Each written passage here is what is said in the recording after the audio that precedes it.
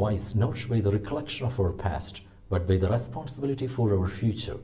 Welcome to BMC News Live in English, brought to you by Al Hilal Hospital and Medical Centers. I am Vinod Narayan, joining you with the daily news updates. Today's headlines.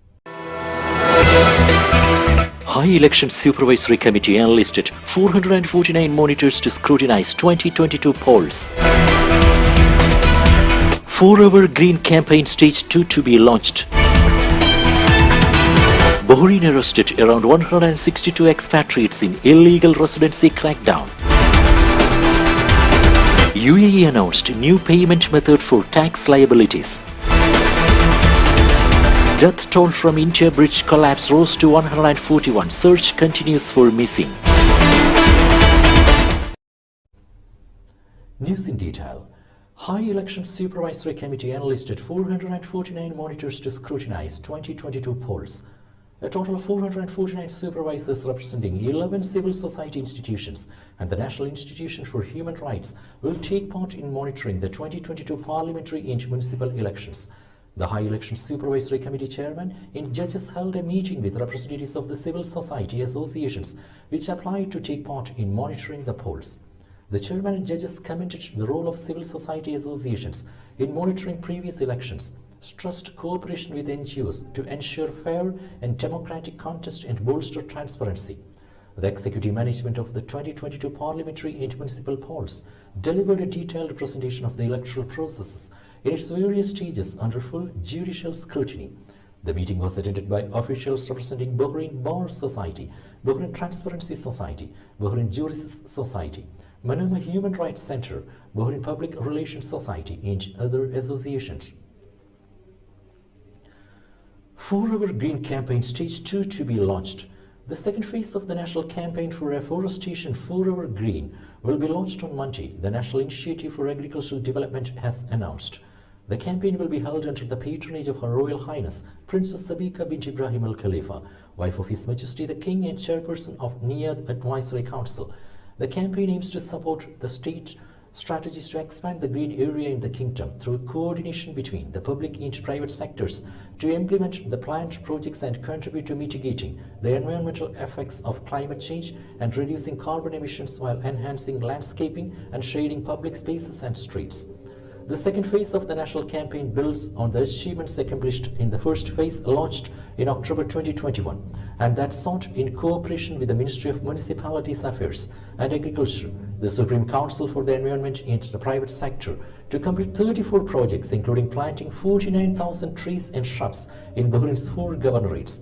The second phase targets to achieve 40 agricultural and landscaping projects that include public sites affiliated with municipal affairs, public transport stations, and primary health care centers.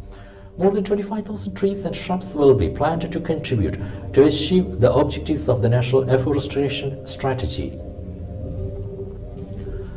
Export Bahrain and the Israel Export and International Cooperation Institute signed cooperation agreement.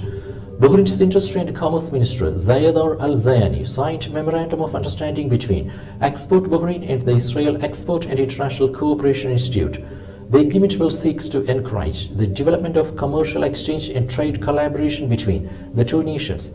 Under this agreement, Export Bahrain and Israel Export and International Cooperation Institute will be the facilitators for commercial and economic contracts, acting as the gateway between businesses in both Bahrain and Israel, allowing for new international ventures to flourish through the cooperation in a prosperous and dynamic commercial environment.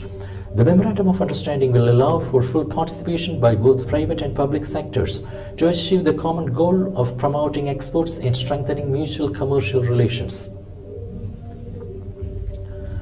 Bahrain-US judicial and legal cooperation discussed.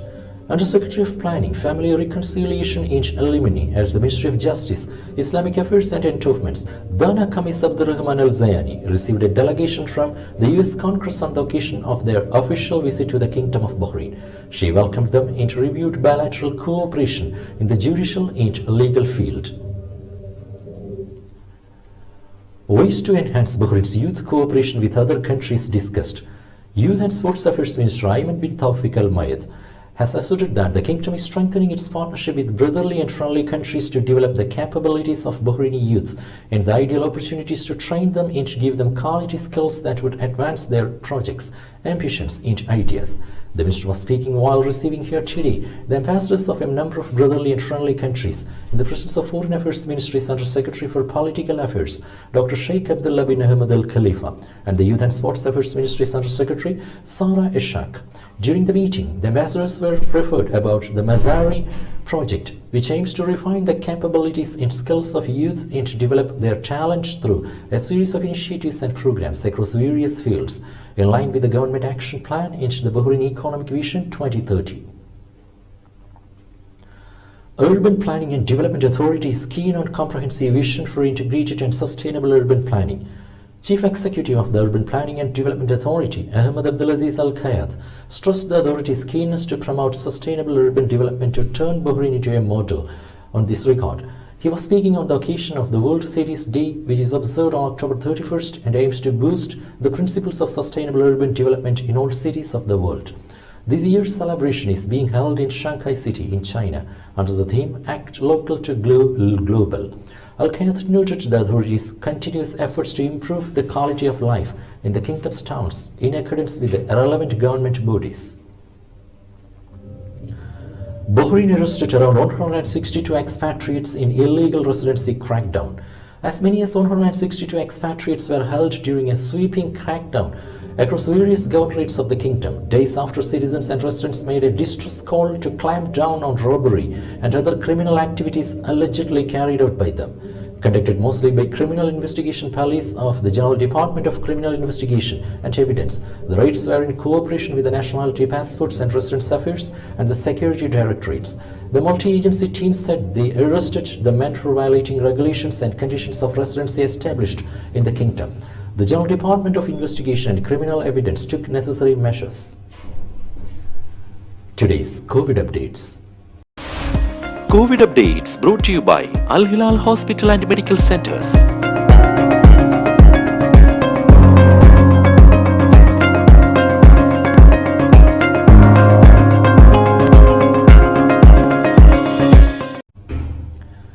Fire engulfed a house in Bahrain's Isa town yesterday. 1 dead and 5 injured. 1 person died of suffocation while 5 others were injured when a fire broke out in a house in Isa town. The incident reportedly occurred yesterday. Civil Defense Force personnel who reached the scene pulled out the injured people from the fire-hit house and rushed them to a hospital on the national ambulance. The victims suffered smoke inhalation, injuries and are under medical care. The person who died, police said, was found trapped inside the smoke-filled house. A detailed probe is on to ascertain the cause of the fire. Initial investigation indicated a short circuit as the cause of the fire. Now we will be back after a very short break.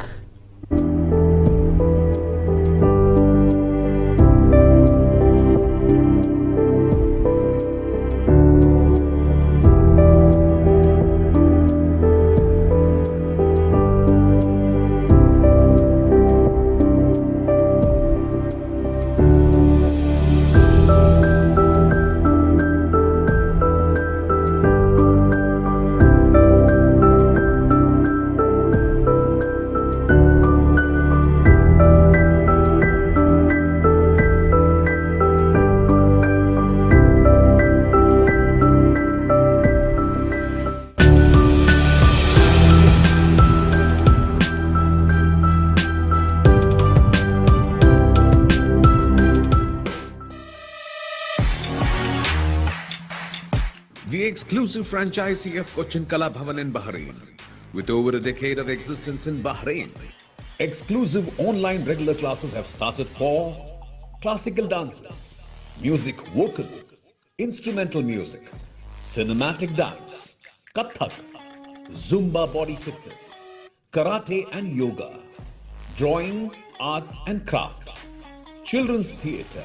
For more information, please call 3909 6845 3909 4806 3885 2397 or visit www.bahrainmediacity.com.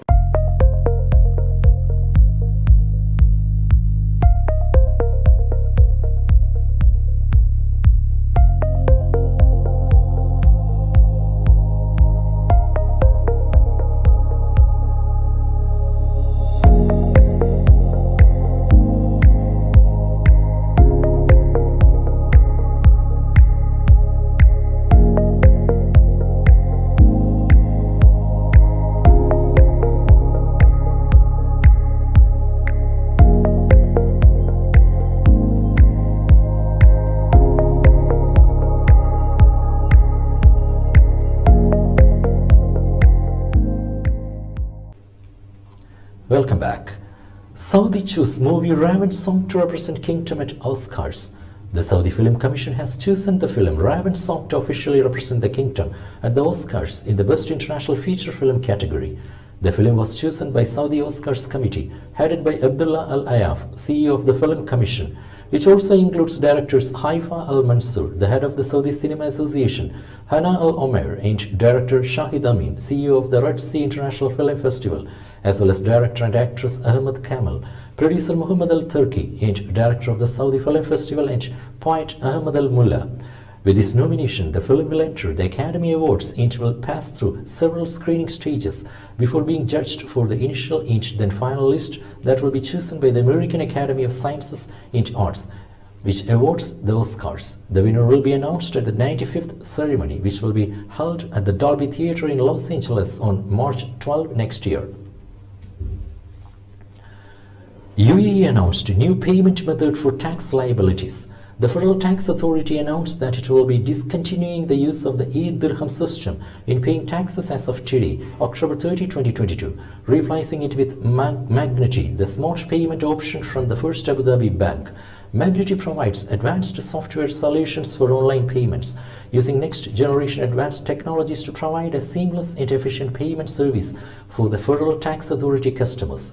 The Federal Tax Authority explained that the Magnity Smart Payments feature allows registrations to pay their taxes obligations via FAB's Magnity platform, in addition to enable taxpayers to settle any payment due to the Federal Tax Authority using credit cards. The authority indicated that these steps is in line with the Ministry of Finance's decision to discontinue the use of e-dirham system for government payments and transfer the payment of fees to government entities for their services using the various other authorized payment options in the UAE. The decision came in response to suggestions from customers and take their requirements into consideration in an effort to provide them with an easy-to-use, flexible and efficient payment experience.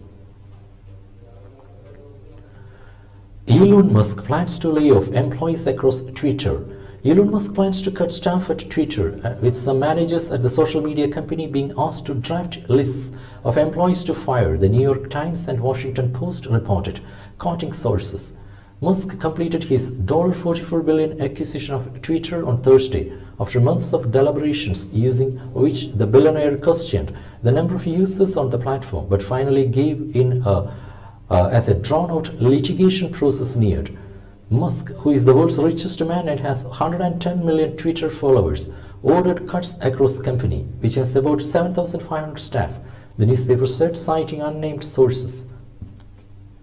The firings are likely to take place before November 1st, when employees are set to receive stocks grants as part of their compensation, the Times and Post said. Firing staff before November 1st could assist Musk in avoiding paying the grants to staff, which usually account for a large portion of an employee's pay, they said. However, under the terms of the acquisition agreement of the company, Twitter employees are supposed to receive cash payments in lieu of their stock grants. One of the first departments to be affected is likely to be legal, trust and safety, which sets policy and oversees content moderation, while the team overseeing information security and privacy is also drawing up a list of people to fire, the Post said. About 50% of Twitter's workforce is likely to be cut, the Post reported, quoting a source. Death toll from India bridge collapse rose to 141. Search continues for missing. The death toll from a bridge collapse in Gujarat in India rose to 141, a local government official told Reuters on Monday. A footbridge over the Machu River in the town of Morbi was packed with sightseers enjoying holiday festivities when it collapsed on Sunday, plunging people into the river below. Armed forces personnel along with the National Disaster Management and emergency teams from nearby districts were deployed to trace missing people and help with rescue operations, Mashar said. Authorities said more than 400 people were on and around the colonial-era suspension bridge at the time of the collapse. The bridge had drawn many sightseers celebrating the Diwali, or Festival of Lights, and Chhath Puja holidays. A 5-member team was appointed to conduct an investigation into the disaster. The 230-meter bridge was built during British rule in the 19th century. It had been closed for renovation for 6 months and was reopened for the public recently. With that, we come to the end of today's news. Stay tuned for daily news updates in BMC News Live English at 7:30 p.m. every day. I am Vinod Narayanan signing off from BMC News Live. Good night.